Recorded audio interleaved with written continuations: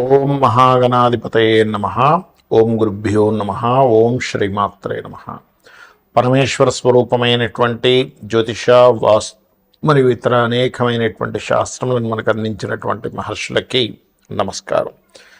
హయగ్రీవ హయగ్రీవ హయగ్రీవేతి యో వదేత్తస్య నిస్సరతే వాణి జహ్నుకన్యా ప్రవాహవత్ అరుణాం కరుణాతరంగితాక్షీం ధృతపాశాంకుశపుష్పబాణచాపాం అనిమాదిభిరావృతాం మయూకైః అహమిత్యేవ విభావయే భవానీం. శ్రీమాత్రే నమః. ప్రేక్షకులకి ఆ లలితాంబిక అమ్మవారి యొక్క అనుగ్రహం పరిపూర్ణంగా కలగాలని మనస్ఫూర్తి కోరుకుంటూ మనం ఈరోజు చెప్పుకోబోయే టాపిక్ ఏమిటి అంటే, ముఖ్యంగా రాహుగ్రహం. రాహు సర్పగ్రహంగా చెప్తూ ఉంటారు, రాహుకేతువులు ఇద్దరిని కూడా. అందులో ముఖ్యంగా ఈరోజు మనం చెప్పుకునే దాంట్లో రాహువు ప్రతి లగ్నానికి, అదేవిధంగా లగ్నం తెలియని వారి రాశి వారికి ఎక్కడెక్కడ ఉంటాయి, ఎటువంటి ఫలితాలు ఉంటాయి, అందులోని మంచి ఫలితాలు ఎలాంటివి ఉంటాయి, ఇబ్బందికరమైన ఫలితాలు వచ్చినప్పుడు ఎటువంటి పరిహార మార్గం చేసుకోవాలి అనేటువంటి విషయాన్ని ఇప్పుడు మనం తెలుసుకుందాం. అయితే ఈ విషయాలు చెప్తుంది నేనైనప్పటికీ కూడా చెప్పేసిన సాక్షాత్ లలిత అమ్మవారిగా భావిస్తూ ఒక్కొక్క లగ్నము గురించి మనం తెలుసుకుందాం. ఇక్కడ రాహువు కేతువు ఛాయాగ్రహాలుగా చెప్పబడింది శాస్త్రంలో. అయితే ఈ ఛాయాగ్రహాలు ముఖ్యంగా జన్మజాతకంలో ఎక్కడైనా స్థితి పొందాయి అంటే మనం ఫస్ట్ ఆఫ్ ఆల్ మనం అర్థం చేసుకోవాలి అంటే, మీ లగ్నం నుంచి శుభత్వంగా ఉండేటువంటి ప్లేస్లో మిత్రక్షేత్రంలో ఉందా, శత్రుక్షేత్రంలో ఉందా అనేది ఫస్ట్ చూసుకోండి. అంతేగాని రాహు ఎక్కడుంటే అక్కడ ఖచ్చితంగా పాప ఫలితాలు ఇవ్వాలని రూల్ లేదు, కేతు ఎక్కడుంటే అక్కడ పాప ఫలితాలు ఇవ్వాలని రూల్ లేదు. ఇందులో మరొక విషయం ఏంటంటే, చాలామందికి కాలసర్పదోషం అన్నది ఎక్కువగా చూసుకుంటూ ఉంటారు. ఒకటే గుర్తుపెట్టుకోండి, కాలసర్పదోషం అనేటువంటిది కాలానికి సంబంధించింది. అంటే ఈ దేశంలో ఈ ప్రాంతంలో ఇలాంటివి జరుగుతాయని చెప్పడానికి మాత్రం దేశకాల సంబంధించిన వాటిని, ఆ దేశానికి ఏ లగ్నం అవుతుంది, ఏ రాశి అవుతుందో చూసుకొని ఈ దేశంలో ఇక్కడ సునామీలు వస్తాయనో, లేకపోతే భూకంపాలు వస్తాయనో, కరువు కాటకాలు ఉంటాయనో, గొడవలు జరుగుతాయనో ఇట్లాంటివి చెప్పడానికి చెప్పారు. కానీ జన్మజాతకానికి కాలసర్పదోషం అప్లై చేయమని ఎక్కడ చెప్పలేదు. సర్పదోషాన్ని మాత్రం అప్లై చేయమని చెప్పారు. అది పర్టికులర్గా మీకు మేష, వృశ్చిక, అదేవిధంగా కర్కాటక, సింహ ఈ రాసుల్లో ఉన్నప్పుడు ఎక్కువగా సర్పదోషం ఎక్కువగా పనిచేస్తూ ఉంటుంది. అది ముఖ్యంగా గుర్తుపెట్టుకోండి. ఎవరికైనా సర్పదోషం ఉంది, ఇప్పుడు మనం ఇప్పటివరకు కొన్ని లగ్నాల గురించి చెప్పుకుంటూ వచ్చాం. ఈ లగ్నం వాళ్ళకైతే ఇది, ఈ ప్లేస్లో ఉంటే ఇది అని. కానీ లగ్నము, నక్షత్రము, రాశి ఏమీ తెలియదు.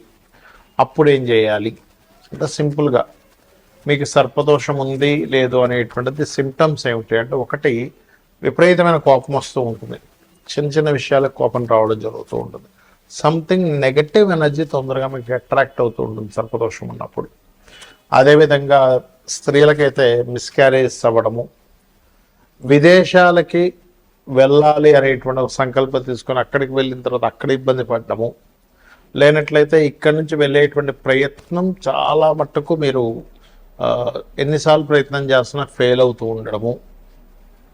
అదేవిధంగా అదే సర్పదోషం కనుక కొన్ని, అంటే మీకు మనం ఇప్పుడు జాతక చక్రం లేదని మాట్లాడుకుంటున్నాం కాబట్టి సప్తమ స్థానం మీద పడితే గనక ఒక్కొక్కసారి వారికి వివాహ జీవితంలోనే ఇబ్బందులు కలగడం లాంటివి జరుగుతూ ఉంటాయి. కాబట్టి మీరు దీనికి ఏం చేయాలంటే, చాలా సింపుల్గా ఎవరికైనా సరే జాతకం తెలిసినా తెలియకపోయినా సర్పదోషం ఉందంటే దాని నివారణ మార్గం ఒకటి, కాళహస్తికి వెళ్ళడం. ఆ ఈశ్వరానుగ్రహం, రాహుకేతువులు పూజతో పాటు ముఖ్యంగా అక్కడ ఈశ్వరానుగ్రహం కలగడం వల్ల కాళహస్తికి వెళ్ళిన వాళ్ళకి శుభం కలుగుతుంది, గుర్తుపెట్టుకోండి. రెండవది, నవగ్రహాలలో ఛాయాగ్రహాలైనటువంటి రాహుకేతు గ్రహాల దగ్గర దీపారాధన చేయడము. మీకు దగ్గరలో రావి చెట్టు ఉన్నట్లయితే రావి చెట్టు కిందని మనకి సర్ప ప్రతిష్ఠ చేసి ఉంటాయి కొన్ని, అక్కడికి వెళ్ళి చక్కగా ఒక చెంబు నీళ్ళల్లో పసుపు, కుంకుమ, గంధం వేసి కలిపి వాటి చుట్టూ ప్రదక్షిణాలు 3 కావచ్చు, లేనట్లయితే 11 కావచ్చు, 21 కావచ్చు, 41 కావచ్చు, ప్రదక్షిణాలు చేసి వాటి మీద ఆ సర్పముల మీద వేయడము. అదేవిధంగా సర్ప సూక్త పారాయణము వినడం కానీ చేయడం కానీ చేయాలి. మరియు దీంతో పాటు ముఖ్యంగా మీరు చేయవలసినటువంటిది రాహుకి అధిష్టాన దేవత అయినటువంటి దుర్గాదేవి యొక్క ఆరాధన, కేతువుకి అధిష్టాన దేవత అయినటువంటి గణపతి యొక్క ఆరాధన చేయాలి. అయితే ఇక్కడ ఎవరికైనా పర్టికులర్గా ఈ రాహుకేతువుల యొక్క ప్రభావం మరింత ఎక్కువగా ఉందండి, ఏం చేయాలి అని అనుకుంటే కనుక సింపుల్గా ఏం లేదు, మీరు కనీసం 6 నెలలకు ఒక్కసారైనా సరే కాళహస్తికి వెళ్ళి వస్తూ ఉండండి. ఈశ్వరానుగ్రహం ద్వారా కూడా దాని ప్రభావం పూర్తిగా తగ్గుతుంది. మరొకటి ఏంటంటే, ఈ రాహుకేతువులు గోచారంలో సంచరించేటప్పుడు కూడా మీ లగ్నం నుంచి ఎన్నో స్థానంలో సంచరిస్తున్నాడో చూసుకోవాలి. అందులో ప్రధానంగా ధనస్థానంలోకి వచ్చినప్పుడు కొంచెం ఫైనాన్స్ విషయంలో జాగ్రత్తగా ఉండడము, 3వ స్థానంలోకి వచ్చినప్పుడు అగ్రిమెంట్స్ విషయంలో జాగ్రత్తగా ఉండడము, 4వ స్థానంలోకి వచ్చినప్పుడు పర్టికులర్గా మీరు ఏదైతే ప్రాపర్టీస్ కొనుగోలు చేసేటువంటి విషయాల్లోని ఇట్లాగా ఒక్కొక్క స్థానాన్ని బట్టి ఆ పర్టికులర్ ఇయర్లో, ఎందుకంటే 1.5 year ఉంటాడు కాబట్టి ఆ పర్టికులర్ ఇయర్లో గోచారంలో వచ్చేటువంటి రాహుకేతువుల యొక్క ప్రభావాన్ని చూసుకోవాలి. అంటే కేతు కనుక అలా వచ్చినప్పుడు ఒకరికి రాహు కనుక వచ్చాడు 4th house, 2nd house, అలాంటప్పుడు అక్కడ అది కొంచెం ఆ యొక్క విషయాల్లో ఆశను పెంచడము ఇట్లాంటివి ఇస్తూ ఉంటుంది. బట్ ఏదేమైనప్పటికీ కూడా మీ పర్సనల్ చార్ట్లో ఉండేటువంటి కాంబినేషన్స్ని, గోచారంలో ఉండేటువంటి గ్రహాలని మిళితం చేసుకొని చూసుకోవాలి.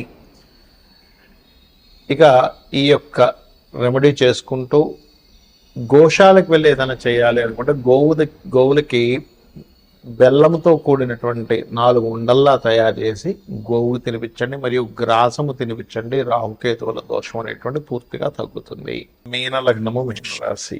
మీనం వారికి లగ్నంలో కనుక రాహు ఉన్నట్లయితే పర్టికులర్గా ఇక్కడ ఇది కొంచెం విదేశీ యోగాన్ని ఇస్తుంది. సర్వసాధారణంగానే మీన రాహు వారికి విదేశీ యోగము, సాఫ్ట్వేర్ రిలేటెడ్ మూలంగా ముందుకు వెళ్ళడం ఇస్తుంది. కాకపోతే ఏదో తెలియని, అంటే మీన లగ్నం అంటేనే కొంచెం ఆధ్యాత్మికతని, లైఫ్ అంటే ఏంటో వెతుక్కునేటువంటి స్థితి.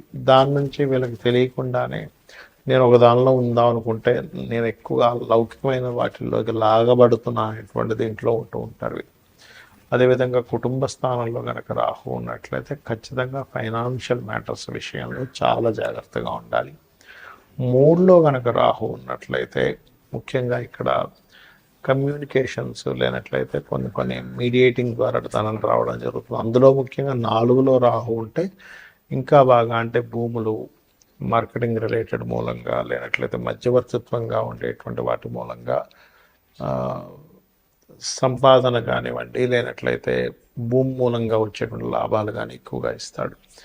పంచమ రాహు మాత్రం ఖచ్చితంగా ఫ్రెండ్స్ వల్ల మోసపోవడం జరుగుతూ ఉంటుంది, మరియు సంతాన సంబంధించిన విషయంలో కూడా కొద్దిగా స్ట్రెస్ ఎక్కువగా ఉంటుంది.